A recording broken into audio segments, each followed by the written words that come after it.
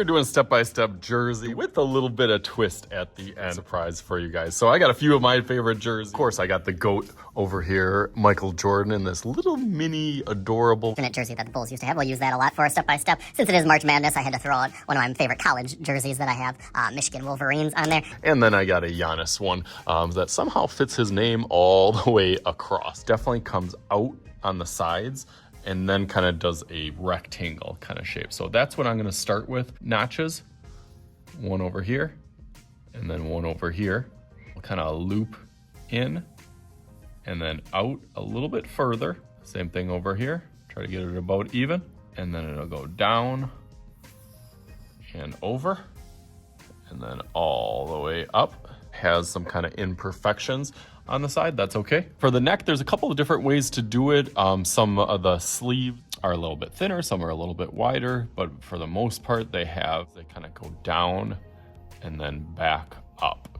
You can put like a little extra line, and that'll just make it look a little bit more 3D. Or outline this with Sharpie. Most basketball jerseys have some sort of stitching or pattern or design on the side, so you can go and put a couple stripes on the sleeves. Some have them on the side, some have them on the bottom, a little bottom edge. I'm gonna go over this in Sharpie and then thinking of which jersey that I'm gonna do. Let's go through that real quick.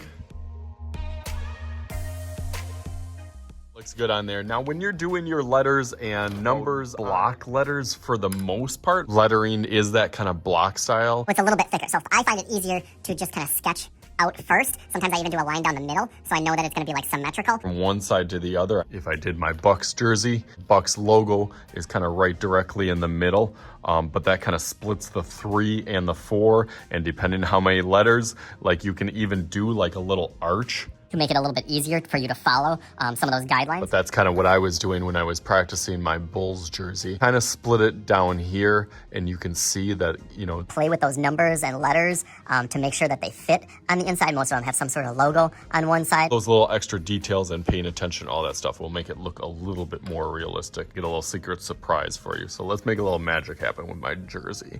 Can you see through it? Oh, you can kind of see through it. So 1, 2, 3, set, bam! All right, there it is. This is a little 3D jersey, front and back, with the hanger actually attached, and just like that, look at no hands, and it hangs from my Raptor or my phone here. So this is really cool. You could do whatever kind of style jersey that you want to do. Took my time trying to do as much as I could with the lettering and the name on the back, trying to get it centered, adding the color and the little stripes on the side, and then cutting it out and trying to do a little hanger on here. Hopefully you guys had some fun with this. As always, I am Mr. Shooty. This is Mr. Shooty's Art Channel. We'll talk to you guys later.